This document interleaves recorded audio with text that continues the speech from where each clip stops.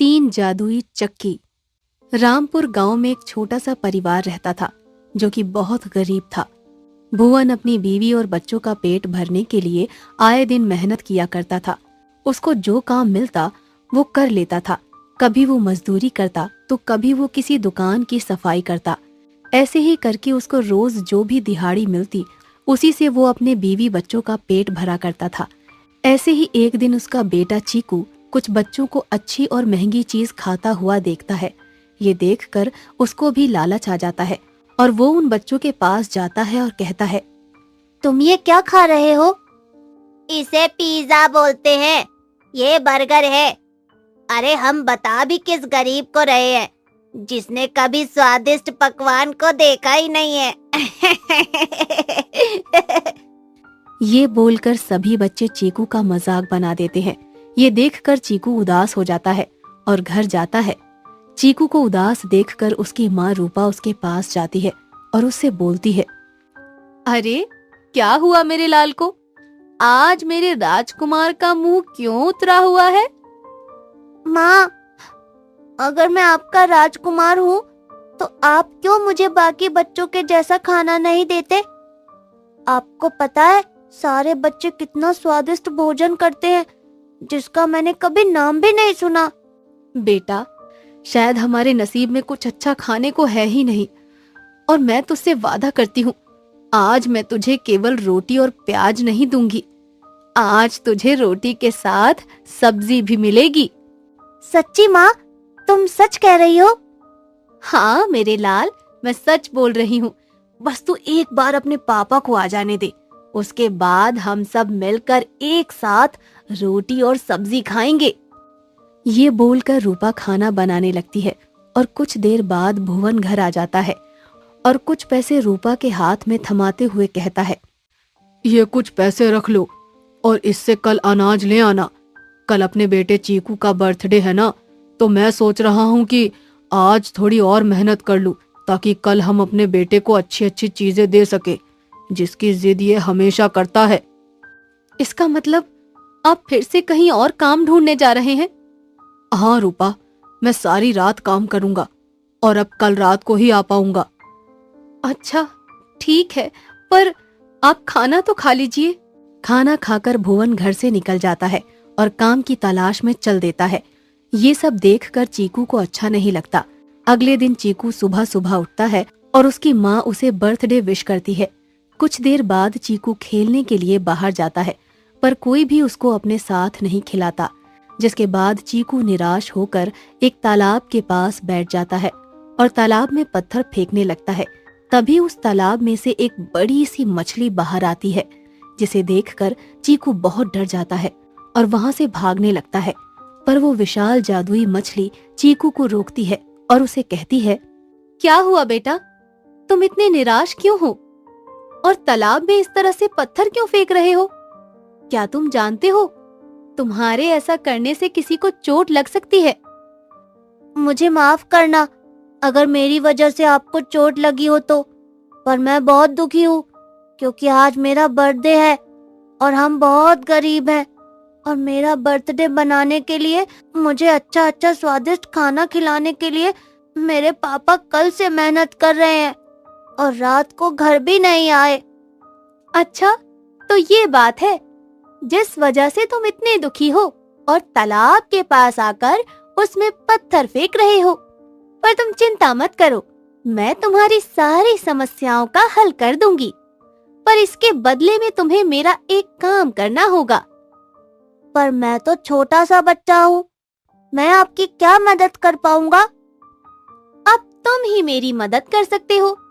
यहाँ पर कुछ दिनों से मछुआरे आ रहे हैं मछली पकड़ने के लिए और एक एक करके जाने अनजाने में कई अनोखी मछलियों को मछुआरे नष्ट करते जा रहे हैं। मैं चाहती हूँ कि तुम उन मछुआरों को रोको ताकि हमारी प्रजातियां बची रहें। इसके बदले में मैं तुम्हारी मदद करूंगी। मछली की ये बात सुनकर चीकू उससे वादा करता है कि वो मछुआरों को यहाँ से मछली पकड़ने से रोकेगा। ये वादा करके चीकू अपने गांव जाता है, जहाँ वो देखता है कुछ मछुआरे तालाब में मछली पकड़ने के लिए जा रहे होते हैं। उन्हें देखकर चीकू उनके सामने हांफते हुए आता है और घबराते हुए उनसे कहता है, हाँ, आप लोग उस तालाब में मत जाओ। मैंने वहाँ एक बहुत बड़ा राक्षस देखा है। उसने मुझसे बोला कि अगर आज कोई भी मछुआरा वहाँ गया तो वो सबको मार डालेगा। मैं बड़ी मुश्किल से अपनी जान बचाकर आया हूँ। मेरी सबसे विनती है आप लोगों से कि आप सब वहाँ पर मत जाइए। चीकू की बात सुनकर सारे मछुआरे डर जाते हैं और उस तालाब पर जाना बंद कर देते हैं। कुछ देर बाद चीकू दोबारा से तालाब पर जाता है और उस मछली से कहता है, तुमने जैसा कहा मैंने वैसा किया। अब तुम बताओ तुम मेरी मदद कैसे करोगी और किस तरह से हमारी गरीबी को खत्म करोगी। चीकू की आवाज सुनकर वो जादुई मछली बाहर आती है और बाहर आकर चीकू को 3 जादुई चक्की देती है और उसे कहती है, ये है जादुई चक्की। एक जादुई चक्की से सोना निकलेगा और दूसरी चक्की से चांदी और तीसरी चक्की से हीरा। इस चक्की से निकलने वाले धन दौलत से तुम रातों रात अमीर हो जाओगे। पर हाँ, अगर मन में पाप रखा तो ये चक्की अपना काम करना बंद कर देगी। इसीलिए इस चक्की का प्रयोग उतना ही करना जितना कि तुम्हें जरूरत हो। ये सब सुनकर चीकू हैरान हो जाता है और इन तीनों चक्कियों को लेकर अपने घर आ जाता है। घर जाकर वो अपनी माँ को ये सारी बात बताता है। ये सारी बातें सुनकर रूपा को हैरानी होती है और उसे विश्वास नहीं होता। चीकू अपनी माँ को विश्वास दिलाने के लिए पहली चक्की को चलाता है जिसमें से कुछ चांदी बाहर निकलती है। उसके बाद दूसरी चक्की चलाता है जिसमें से सोना निकलता है। इसी तरह से फिर वो तीसरी चक्की चलाता है जिसमें से हीरे निकलते हैं। ये सब देखकर रूपा आश्चर्यचकित रह जाती है और शाम को जब भुवन घर आता है तो वो ये सारी बातें भुवन को बताती है। ये सब जानकर भुवन रूपा और चीकू से कहता है, सच में ये जादुई चक्की है, पर हमें इन जादुई चक्कियों का कोई गलत इस्तेमाल नहीं करना। हम जरूरत के अनुसार इस चक्की का प्रयोग करेंगे। और अभी जो इनमें से कुछ जेवर निकले हैं, मैं सोच रहा हूँ कि इन सोने चांदियों को बेचकर कुछ पैसे ले आता हूँ, जिससे आज हम अपने बेटे का बर्थडे मनाएंगे। ये बोलकर भुवन कुछ सोने और चांदी लेकर जाने लगता है, पर ये सब उसका एक पड़ोसी देख लेता है और वो उस चक्की की चोरी करने की सोचता है। रात को जब भुवन अपने बेटे का बर्थडे मनाता है तो वो अपनी बीवी बच्चों के साथ सो जाता है, जिसके बाद उसका पड़ोसी चुपके से उसके घर में आ जाता है और उसकी चक्की को उठाकर ले जाता है और उस चक्की को चलाने लगता है। पर उस चक्की से ना तो सोना निकलता है और ना ही चांदी और ना ही हीरे। उस चक्की से निकलता है तो सिर्फ नमक। ये देखकर उसका पड़ोसी हैरान हो जाता है और खुद से कहता है, यह कैसी बकवास चक्की है, इसमें तो सिर्फ नमक आ रहा है। लगता है इसको चलाने में कोई मूल मंत्र है जो सिर्फ उसके परिवार को पता है।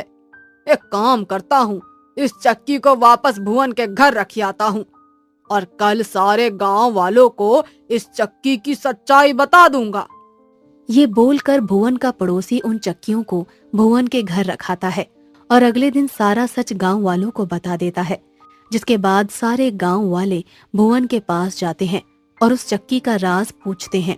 गांव वालों की भीड़ देखकर भुवन भी सारी सच्चाई उन्हें बता देता है और गांव वालों से कहता है, हाँ, ये चक्की जादुई चक्की है, पर ये चक्कियाँ अपना काम तब करती हैं जब कोई सच में मुसीबत में हो और सच्चे दिल से इस चक्की की मदद चाहे। अगर मन में पाप रखकर हम कोई भी कार्य इस चक्की से करेंगे तो ये जादुई चक्की अपने जादू से सोना चांदी और हीरे नहीं देगी। इसीलिए हम सब गांव वालों को मिलकर इस चक्की का यूज करना चाहिए, पर अपनी आवश्यकता के अनुसार। सारे गांव वाले भुवन की बात मान जाते हैं और भुवन उन तीनों चक्कियों को अपने ही पास रखता है। और जब भी किसी गांव वालों को पैसे या सोने चांदी या हीरे की जरूरत पड़ती तो भुवन के पास आते और भुवन उस चक्की को चलाकर गांव वालों की मदद करता और सभी की जरूरतों को पूरा करता था। और इसी तरह से वो एक छोटा सा गांव आर्थिक रूप से एक बहुत बड़ा गांव बन जाता है। गरीब बुढ़िया और जादुई रजाई। राजू अपनी पत्नी सुमन और मां शांति देवी के साथ एक छोटे से गांव में रहा करता था। राजू और उसकी पत्नी दोनों शांति देवी के साथ बहुत ही दुर्व्यवहार करते थे। ऐसे ही ठंड से कड़कड़ाती हुई एक सुबह सुमन अपनी सास शांति देवी को जगाते हुए कहती है, ओ बुढ़िया, कब तक सोती रहेगी? घर का काम क्या दिन ढलने के बाद करेगी? अरे बहू, मेरी तबीयत ठीक नहीं है। लग रहा है कि मैं आज काम नहीं कर पाऊंगी। सोना है ना तुम्हें, तो सो जी भर के। इतना बोलकर सुमन गुस्से से उसकी रजाई खींच लेती है और उसको ले जाकर बाहर रखाती है और अंदर आके शांति देवी से कहती है, अब सोले जितना सोना है, जब ठंड लगेगी तब सारी नींद भाग जाएगी। बहू, मेरी तबीयत सच में ठीक नहीं है, वरना मैं सारा काम कर देती। मुझे नहीं पता, उठो और काम करो, मुफ्त की रोटी नहीं मिलेगी तुम्हें, समझी? तभी वहाँ राजू आ जाता है और अपनी माँ से कहता है, माँ, सुनाई नहीं दिया सुमन ने क्या कहा है? और हाँ, तुम्हारा रोज का ये बहाना हो गया है कि तबीयत खराब है, काम चोर हो गई हो तुम। हाँ, शायद मैं ही काम चोर हो गई हूँ। किसी तरह कराहते हुए शांति देवी उठती हैं और घर का सारा काम करके धूप सेकने एक बागीचे की तरफ जाती हैं। जाते जाते रास्ते में उन्हें एक हिरन दिखता है जो कि घायल था और बहुत ही तड़प रहा होता है। वो किसी तरह हिरन के घाव वाले हिस्से को धोती है और भाग के अपने घर जाती है और वहां से कुछ मरहम ले आती है और हिरन को लगाने के बाद उसके पास के नदी से पानी लेकर उस हिरन को पिलाती है। ऐसे ही 2 दिन बीत जाते हैं और एक रात शांति की तबीयत खराब हो जाती है और उसके पास इस कड़कड़ाती ठंड में ओढ़ने के लिए कुछ नहीं था। जो भी था वो उसके बहू बेटे ने उससे छीन लिया था। मगर फिर भी शांति अपने बहू बेटे के कमरे में जाती है और कहती है, अरे ओ बेटा, ओ बहू, मुझे कुछ ओढ़ने के लिए दे दो, बाहर बहुत ठंड है। अरे माँ, तुम पागल हो गई हो क्या? जो रजाई थी वो सुमन ले चुकी है क्योंकि उसको बहुत ठंड लग रही है। इस बुढ़िया ने तो नाक में दम कर रखा है। अरे चली क्यों नहीं जाती तुम कहीं? सुमन, तुम आराम से सो जाओ, माँ की तो आदत है। अपने बहू बेटे की बात सुनकर सुमन को बहुत बुरा लगता है। वो उसी कड़कड़ाती ठंड में घर छोड़कर निकल जाती है। तभी रास्ते में उसको वही घायल हिरण दिखाई देता है। वो उस हिरण के पास जाती है और रोने लगती है। तभी वो हिरण एक माता का रूप ले लेता है और शांति को चुप करवाते हुए माता जी कहती हैं, शांति, तुम ऐसे कमजोर क्यों पड़ रही हो? तुम तो बहुत मजबूत हो। माता, आप मुझे अपने साथ ले चलिए, मैं नहीं जीना चाहती अब। नहीं, ऐसे हार नहीं मानते। जीवन में ऐसी बहुत सी कठिनाइयां आती जाती रहती हैं और सबको अपने कर्मों का भुगतान करना ही है। जैसे तुमने एक बेजुबान हिरण की मदद की, जो कि वो हिरण मैं ही थी। मैं देखना चाहती थी कि किसको मेरी सेवा करने का अवसर प्राप्त होता है, तो वो तुम ही थी। मैं तुम्हारी सेवा और दया भाव से बहुत प्रसन्न हुई हूँ। इसीलिए मैं तुम्हें एक जादुई रजाई देना चाहती हूँ। इसको ओढ़ने के बाद तुम्हें कभी ठंड नहीं लगेगी और 3 बार हे जादुई रजाई बोलकर अपनी इच्छा अनुसार कुछ भी मांग लेना, वो तुम्हें मिल जाएगा। इतना बोलकर माता वहां से चली जाती हैं। शांति यहाँ वहां देखने लगती है। थोड़ी देर बाद वो रजाई लेकर अपने घर से थोड़े दूर पर कहीं जाती है और उस रजाई से कहती है, हे जादुई रजाई, मेरे रहने लायक एक घर बना दे। इतना बोलते ही शांति के लिए एक सुंदर सा घर बन जाता है, जिसके बाद शांति उस घर में जाती है और खुशी से उस घर को निहारती है। जिसके बाद वो अपने जरूरत के अनुसार खाना पीना सब कुछ ले आती है। ऐसे ही समय बीतता जाता है और शांति देवी गांव की सबसे अमीर औरत बन जाती हैं और वो गरीब लोगों की मदद भी किया करती थी। गांव के सभी लोग शांति देवी की बहुत इज्जत करने लगते हैं। तो वहीं दूसरी तरफ राजू और सुमन के यहाँ खाने पीने के लाले पड़ जाते हैं और जब दोनों को शांति देवी की खबर लगती है तो वो दोनों दौड़े दौड़े शांति देवी के पास आते हैं। माँ, मुझे माफ कर दो, मुझे आपकी बहुत जरूरत है माँ। आपके बिना आपका बेटा भिखारी बन गया है माँ। माँ जी, हमें माफ कर दीजिए। माफ तो तुम्हें भगवान भी नहीं करेगा बेटा, क्योंकि तुमने एक माँ की ममता को दुखी किया है। और वैसे भी तुम्हारा मेरा कोई रिश्ता नहीं है। और जैसे मैं इस गांव वालों की मदद करती हूँ, वैसे ही तुम भी इस गांव का हिस्सा हो। इसीलिए मैं तुम्हारी भी मदद करूंगी, मगर बस इस गांव के वासियों की तरह। मतलब हमको आप माफ नहीं करेंगी माँ? मैं बस ये बोल रहा हूँ कि जो भी कुछ हुआ उसे भूल जाइए और हमें अपने साथ रख लीजिए। आपकी हम खूब सेवा करेंगे। हाँ माँ जी, ये बिल्कुल सही कह रहे हैं, आप हमें माफ कर दीजिए। ठीक है, फिर मैं एक ही शर्त पर तुम्हें माफ करूंगी और अपने साथ रखूंगी। मेरे पास जो भी ऐशो आराम की चीज है वो मैं गरीबों में दान कर दूंगी, जिसके बाद हम सब साथ में रहेंगे। ये सब सुनने के बाद राजू और सुमन दोनों मुंह बनाकर वहां से चले जाते हैं, जिसके बाद शांति देवी अपने जीवन में आगे बढ़ती हैं और लोगों की सेवा करती हैं। संस्कारी बहुएं। सीता अपनी बहन बबीता कविता के साथ रहती थी। सीता सबसे बड़ी बहन थी। उनके माता पिता का देहांत हो गया था। वो बहुत ही गरीब थी, लेकिन गरीब होने के बाद भी वो तीनों बहनें एक साथ खुशी से रहती थीं। ऐसे ही एक दिन सीता अपनी बहन बबीता के साथ मार्केट जाती है और सब्जियां खरीदने लगती है कि तभी मार्केट में रेहान नाम का एक लड़का सीता से टकरा जाता है। सीता को देख रेहान के मन में उसके लिए प्यार की घंटी बज जाती है और जैसे ही रेहान की सीता से टक्कर होती है, वैसे ही सीता गुस्से में बौखलाते हुए रेहान से बोलती है, अंधे हो गए हो क्या जो मुझे टक्कर मार के चल रहे हो? अरे मैडम, मुझसे गलती हो गई। और रही देखने की बात, अब तो मैंने तुम्हें देख लिया है। तुम्हें देखने के बाद तो मुझे कुछ दिख ही नहीं रहा। ये क्या बकवास कर रहे हो तुम? रेहान को सीता से पहली ही नजर में प्यार हो जाता है। सीता उसे सुनाती रहती है, लेकिन रेहान मुस्कुराकर उसकी सारी चीजें सुनता रहता है कि तभी एक चोर आता है और सीता का पर्स छीन कर ले जाता है। लेकिन रेहान भी बहुत तेज था। रेहान दौड़ते हुए उस चोर का पीछा करता है और थोड़ी देर बाद वो चोर तक पहुंच जाता है, जिसके बाद रेहान उस चोर को बहुत मारता है और सीता का पर्स सीता के हाथ में थमा देता है। ये देखकर सीता की नजरें अब झुक जाती हैं और वो उसे धन्यवाद करती है। मुझे माफ कर दो, तुम तो एक भले आदमी निकले, लेकिन मैं तुम्हें कितना गलत समझ रही थी। कोई बात नहीं मैडम, गलतियां तो इंसान से ही होती हैं। खैर छोड़ो इन बातों को। वैसे तुम्हारा नाम क्या है? सीता। सीता नाम है मेरा। इतना कहकर सीता अपनी बहन बबीता के साथ घर चली जाती है।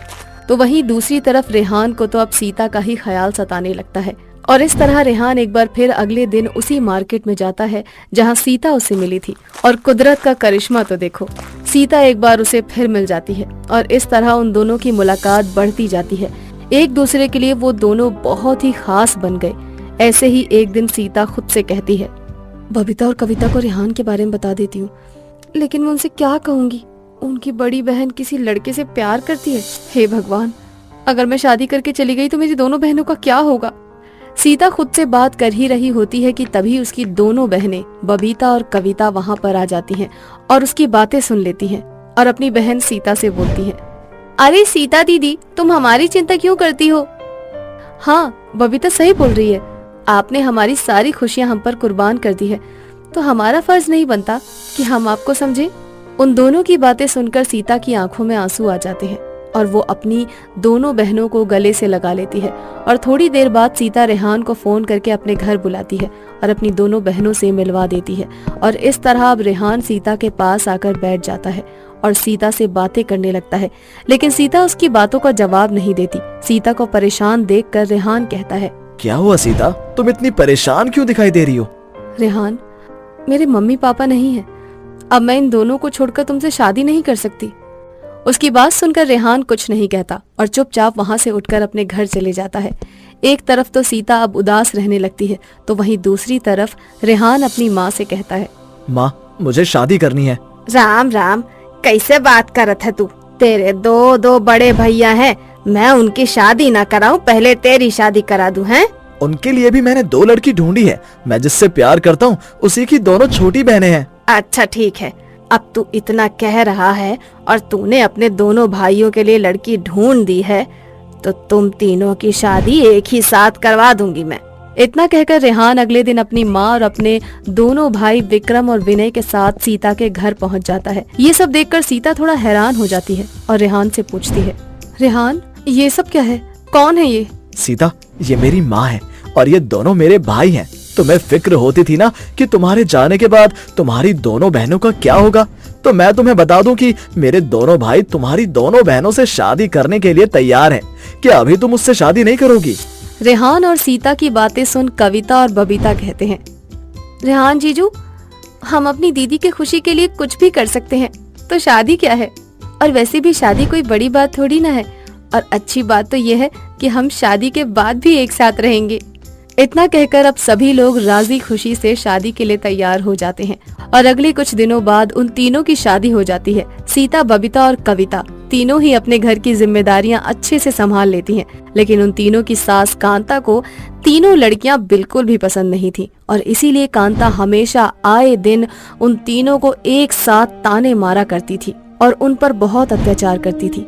एक दिन की बात है, शाम के 4 बज रहे थे। कांता चिल्लाते हुए उन तीनों से बोलती है, अरे ओ करमजली मनहूस, मेरी तीनों बहुएं कहाँ मर गईं? शाम के 4 बज गए हैं, लेकिन चाय की प्याली अभी तक मेरे पास नहीं आई है। साथ ही साथ मेरे पैरों में इतना दर्द है।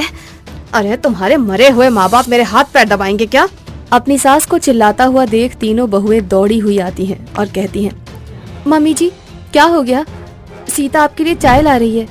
कुछ ही देर में सीता चाय लेकर आती है और अपनी सास के हाथ में थमा देती है। कविता अपनी सास के पैर दबाती है और सीता अपनी सास के हाथों को दबाती है। बबीता अपनी सास का सर दबाती है, लेकिन कांता को तो सास होने का धौंस जमाना ही था।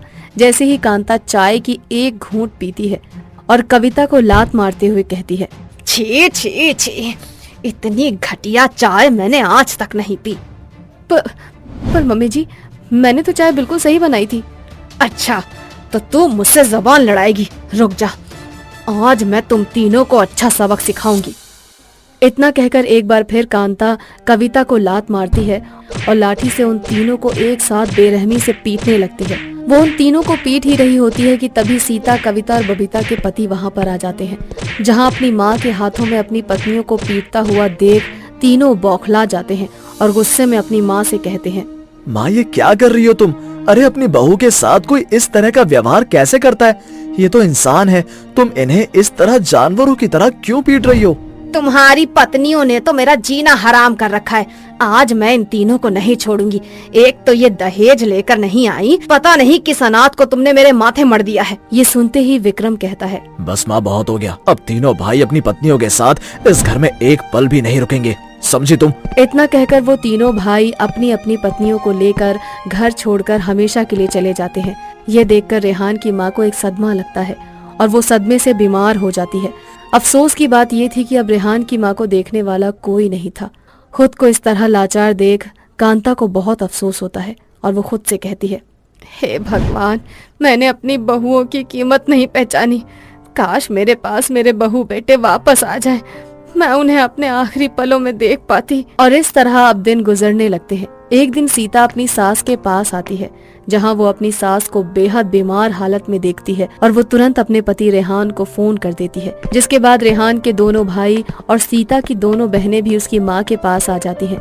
अपनी माँ की हालत देख रेहान अपनी माँ को तुरंत डॉक्टर के पास ले जाता है, जिसके बाद डॉक्टर कांता का इलाज करने लगता है और इलाज करने के कुछ समय बाद कांता को होश आ जाता है और वो खुद को एक हॉस्पिटल में पाती है। अपनी आंखों के सामने अपने बहू बेटों को देख फूट फूट कर वो रोने लगती है और अपनी बहुओं से कहती है, मेरी बहुओं, मुझे माफ कर दो।